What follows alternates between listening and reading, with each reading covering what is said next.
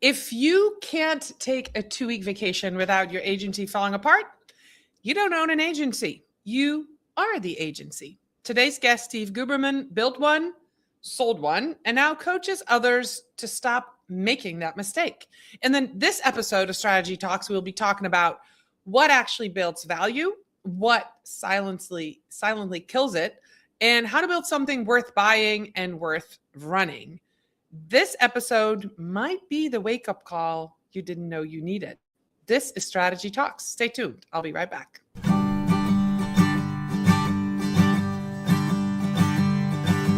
Let's strategize together. Let's hear it from an expert. Join the conversation, it's informative and free. You and me, let's talk some strategy.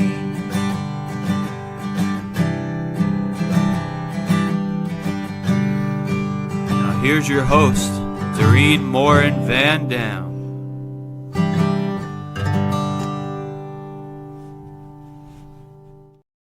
Hello, everybody. We're back with another live episode of Strategy Talks. It's noon. It's Tuesday. It's raining in Vermont, but I'm nice and cozy, and I'm ready to talk about agency ownership with my guest, Steve Guberman. So before I bring him onto the stage, I want to welcome all of you who are here live. You might be watching this on Steve's live stream. You might be watching it on my live stream on LinkedIn, maybe on Facebook or on YouTube. If you're here live, let us know in the comments. We'd love to know that you are here. You can ask us questions. That is the whole purpose of going live. Well, not the whole purpose, but a big purpose of going live so that you can become part of the conversation. So if you're here live, ask those questions. Now, before I bring Steve on, I want to make sure that our podcast listeners are welcomed as well. We've got a growing group of podcasters who listen to Strategy Talks as a podcast. We appreciate you and we welcome you back. So I'm going to introduce you to my friend, Steve. Hey, Steve, how are you? I'm great. How are you? Thanks for having me. I love the jingle. Me too. I was going to change it. I had a guest on last year who suggested to keep the words, but maybe make one like a jazz version and one like, a country version. I kind of started running with that. And then I thought, I don't think people would get it. I would get it. But I think that having the same jingle, 5 years running, I think this is what people recognize. So I'm sticking with it. It's very Vermont, the acoustic. Yeah. Love it. Love it. So we're going to talk about agency ownership. And I kind of alluded to that when I introduced this episode. But, if you say you can't step away, you are the agency. What are some of the early signs that an owner is slipping into that trap or, maybe never got out of the trap, even while revenue is growing? And is it a bad thing? Yeah, great question. So I'm of the belief that it is okay to build yourself a job, but most people think they're building a business and it's really a job in disguise. And so I think one of the barometer checks is, and this was my experience, can I take a week or two off and unplug? Most entrepreneurs, I think, don't necessarily want to unplug, and they think there's, I like checking my email before the kids wake up when we're down the shore or on a ski trip. I'll jump on a call and it's okay to stay plugged in. That's fine. But being able to step away and knowing that, the business can not implode while you're away, but the real test is, can it grow while you're away? And very, very few people can answer in the affirmative on that last part. Some can say, yeah, I can step away, but it takes me a week to get ready to step away and then 2 weeks to catch up when I get back. And that's, again, it's not a business. You built yourself a job. And so taking a look at what's on the founder's plates on their day-to-day is a great exercise to kind of run through of what do I own and what should I not be owning? And as a leader, focusing on the top level items alone and not am I doing design updates? Am I doing project management? Am I jockeying deliverables to clients? All that should be off. Bookkeeping, invoicing, all that should be off their plates at a certain point. Yeah. Well, you said something that I want to kind of go into, which is very interesting. And now it just totally, now I just kind of spaced on it. You said something. Oh my God. I don't think I've had a moment like this in Strategy Talks in forever. You said something that was like, oh, wait a second. This is so interesting. I'm going to let it go because now I don't remember. It'll come back oh to you my later. gosh. I've got like brain fog happening. This is a difference when it's 12 instead of 8 a.m. But anyway, I'll gloss over that. We'll come back to that. But for those of us who are watching and listening, that's a hard thing to decide, right? Mm-hmm. To decide to build yourself a job or to build an agency. And so that's something that I've struggled with. And what would be the first step to make that distinction? Like, I'm going to build an agency, then I have to hire people. I mean, that's the thing to do. I remember what I was going to ask. You said, if you step away, can your business grow? That's actually what I wanted to ask you. So in order to do that, in order to step away from your agency, you want your business not just to survive for 2 weeks or 3 weeks or 4 weeks, if you're lucky, but you want it to grow. How many people do you need? What does it take? What kind of agency? Who would you put in? I have a lot of questions. Who would you put in place to make your business grow while you're not there? Who do you need? Is that your sales team? Is that a CFO? Is that a CMO? Like, I mean, that I hadn't even thought about, right? So you're not just outsourcing the things that need to be done and in a way, not cloning yourself, but growing your agency so the things get done and it's a system that runs. But you're talking about scaling the agency when you're not even present. How does one do that? So I'll answer all of those questions with one amendment. I don't believe that it's scaling, but it is growing. Scaling is putting multipliers in place, like systems that will scale upon. So I'll share it on my experience, right? So I owned a boutique branding and web agency. I sold it, we're in 2026. I sold it 11 years ago, and I ran it for a decade. So I remember every year I would take my family on a vacation. And for the first bunch of years, I was working and juggling beach time, and my kids were toddlers. And, you know, we weren't doing Zoom calls back then. There was like Join Me, I think we used, and, you know, emailing a lot. We didn't use Slack. It was Basecamp and email. And I just remember dividing my time stunk. Like, it was, you don't get a lot of these family vacations in the span of life. So why am I spending so much time working? And then there was a year I worked towards growing the team. We were 4 or 5, maybe 6 people at tops, and putting people in place that I trusted to do their job. That's what delegation is. I'm putting somebody in place. Here's what I want you to do. I trust you to do it. I'm not going to micromanage. You have autonomy to run with it, grow it, systematize it. I'm empowering you or championing you to be the person that's going to build the system that runs this thing, so that if you need time off, that system can keep running. That's the key right there. And so I remember taking a vacation, fully unplugged one year, and it was like absolutely amazing. Now, my team hated when I took vacations because I started to come back fully refreshed with a bunch of ideas on how we're going to revolutionize everything. And they were like, oh, geez, not again. Some of those never saw the light of day. Some of those were like, let's rebrand, or let's break into a new vertical, or like whatever the thing was. Then there was a year where I remember, maybe it was my project manager, I can't remember exactly who it was, had closed a new piece of business while I was away. That's the growth I'm talking about. Keeping the momentum going, not letting things stall out. That's the start of it. But again, one of the most commonly last things on a founder's plates are, weird sentence, I know, are biz dev. Owners typically own biz dev. So whether it's one person, 10 people, maybe up to 30, 40 people, owners are still like the key linchpin for biz dev. Building the system that takes that off the founder's plates and puts other people in charge of those systems. Now you're growing while the owner's stepping away. So the big question is, all right, I'm 10 people, 15 people. Why am I stepping away? I built this business because I love this craft, or I love doing UI, or, you know, strategy or design or writing code or whatever. Stepping away doesn't mean I'm not in the business. It can mean that, but it means I'm focusing on CEO level things and allowing the team to do the things that they're supposed to be doing.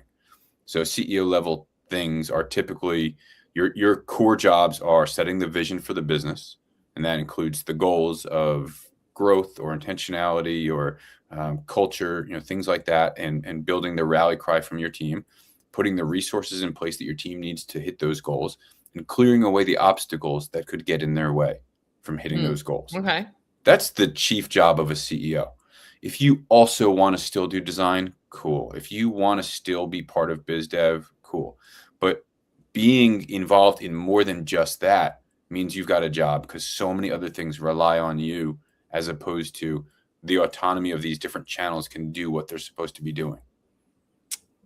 Oh my gosh, this is so great, Steve. So now you talked about calling it growth, not scaling, right? So what's a growth milestone that might feel to someone like success? An agency owner is like, oh, I'm growing. This is great. I hit this milestone, but actually would make the business less valuable.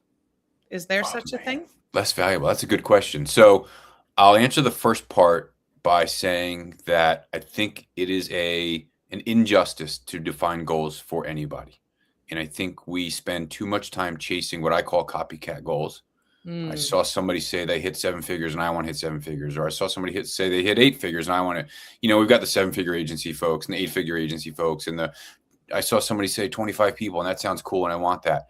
Cool goals don't really matter for anybody. And so those are copycat goals. And so I'll encourage anybody to really spend time defining what does success mean for them and their family, and founder family first, and then your team and their families as well. Okay. I had lunch with an agency founder last week. He's been in business 20 years. And he said, Steve, I feel like a failure on all these levels, at home and the business and da-da-da. So when's the last time you even defined what success means for you? You're coming up with this judgment without knowing what the guardrails are. You're insanely successful in all areas from my perspective. You just haven't set what the metrics are. And so get rid of the copycat goals, spend some time away. What does success mean to you as a founder?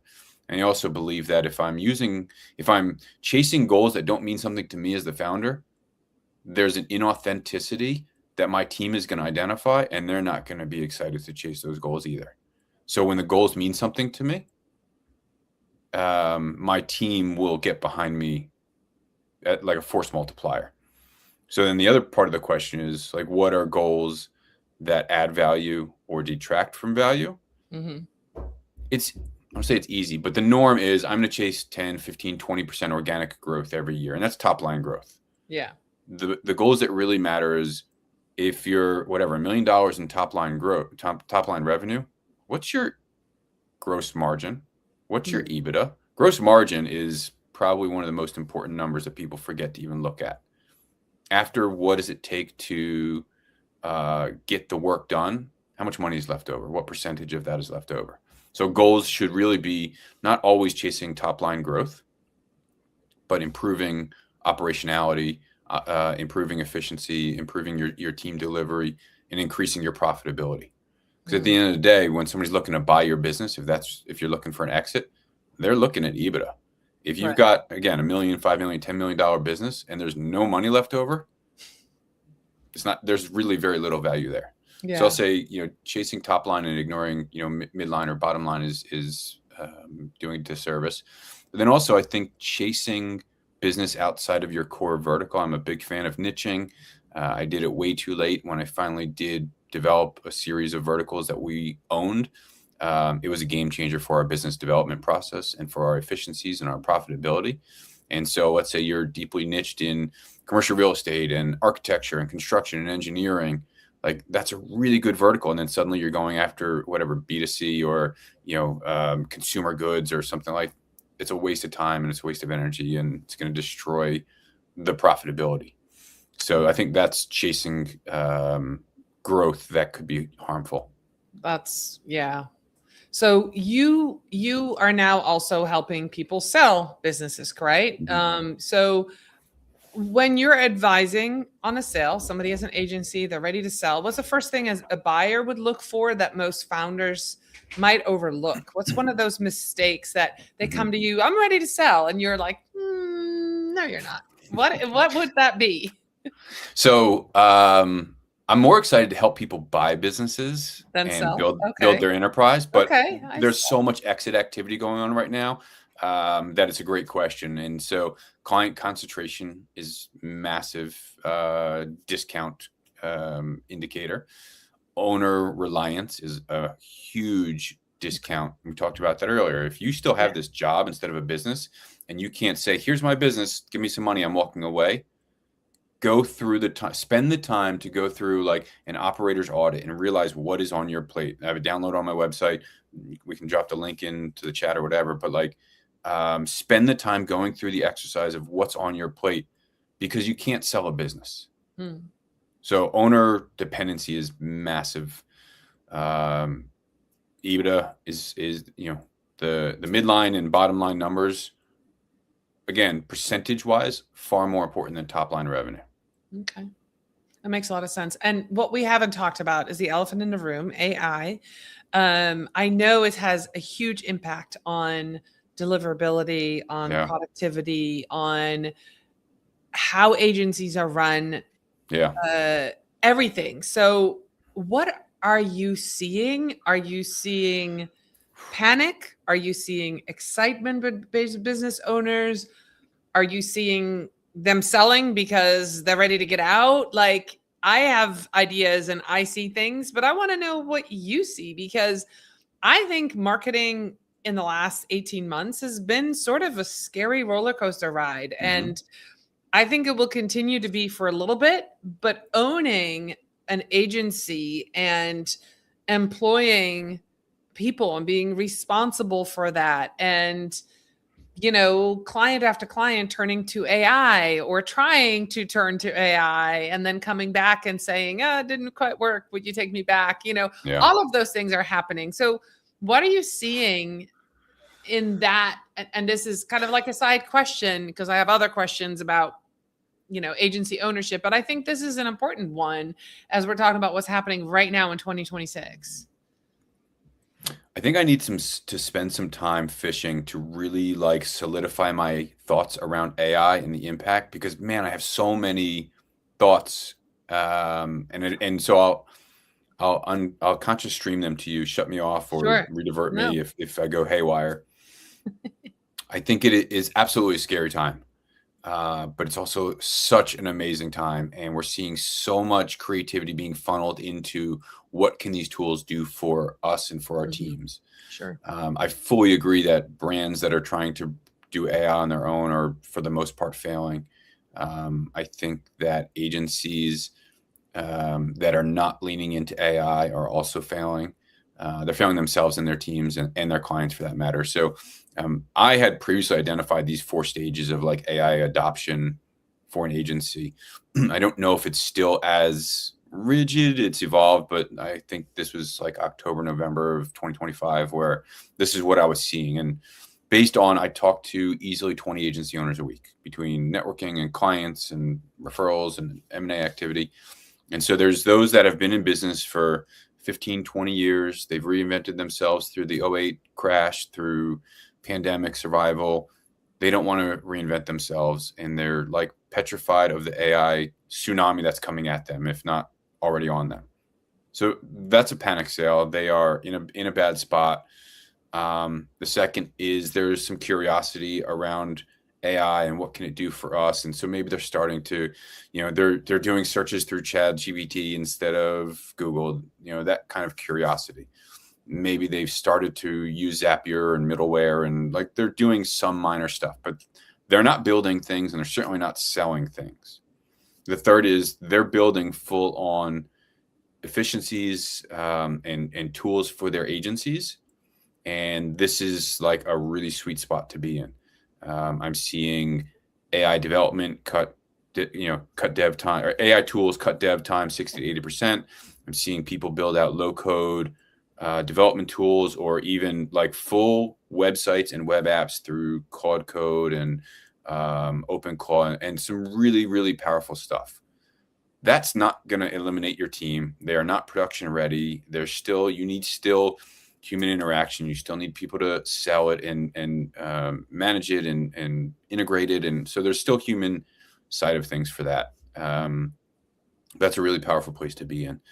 I don't know that I've seen enough agencies in that third level who are realizing the bottom line benefits of these efficiencies yet, but I think they're very close. And then the fourth is agencies that are beyond cutting edge, who are pushing the envelope of exploration, and they are finding challenges that their clients have, and they are building and selling products, services, solutions to them that are all AI driven. And I don't just mean like an AI chatbot. That's not what I mean. I mean, we're seeing how your, let's say, manufacturing or, industrial whatever is running, and we can build AI systems or a system on an AI platform that can speed up your end production by 30% and things like that. That's game changing. That's where very few are, but more are going. And I also say I'm seeing, like, I jump on these show and tells for agency owners where they're like, yeah, I just built this in a weekend, and it's an entire content creation agency, and I've got 7 robot employees, and literally saw a demo last week that blew my mind. And the person that built it said, yeah, this is the norm. And I said, I don't think it is. I think you are an anomaly, a kind of freak of nature, brilliant human being. Not enough people understand the full, I guess, life cycle of building a product like that. And so they might tiptoe towards it, but in 6, 9, 12 months, that might be more the norm. And that's the scary part. The acceleration of this technology is like so massive and so rapid that if agencies are in that first or second, like, silo or whatever you want to call it, there's some serious danger there. Yeah. But I have a question for you about this, because I have seen some of the older agencies, established agencies, get stuck in 2, right? They in that phase 2 that you just said. Yeah. And then and I have to admit, most of them are millennials, Gen X agency owners, right? So we get stuck in that. And I say we because, I'm a little bit beyond that, but I'm not quite at 3. I can, do some coding with Claude Code and Lovable, and I'm experimenting, but I'm not quite there yet. But the concern I have for level 4 is somebody who comes in who is not a marketer, who has the technology and the AI knowledge, who starts an AI agency and says, an AI marketing agency, and says, this is how it's done, and can sell, which they do, right? Because people want to have the latest and greatest. And it just completely ruins marketing because they don't understand psychology. They don't have a human in the loop. So that's where my fear comes in of, I think being at stage 3 is amazing. But what I've seen in stage 4, I've seen several. I know some agency owners, and they're young and excited, and they just want to do it. They're Gen Zs, and they like, I can, and they're making a ton of money. I don't know if that's sustainable. I don't know. People are going to wake up one day and go, that's fake, that's fake, that's fake. That I don't need that kind of system. You have any worries about that? Do you think that is how everybody's going to have to do it? Like, that's stage 4. If we don't get to stage 4, we're out? I think on some level, yes. But I also think, to your point, it's going to bubble out. So the Soras of the world and the content creation, I think is going to bubble out. But I think the software solutions, product solutions, I think that can maintain. I think that will be game changer, and I don't think we'll ever undo that or revert from that. But yeah, like the consumer side of, we saw it in the Super Bowl ads. Nobody wants to see AI built content. It's got the ick on it. It feels inauthentic. I'm seeing it in some of the ads when I scroll through, and I can spot it in most cases. I'm sure there's stuff that I'm not spotting, and is really well done. The large holding company agencies are getting a lot of flack from it. I mean, we even saw Pentagram get ripped apart last year for not using actual illustrators to build out like a massive icon library. And they put out a case study that, like, this was game changer for us from an efficiency standpoint.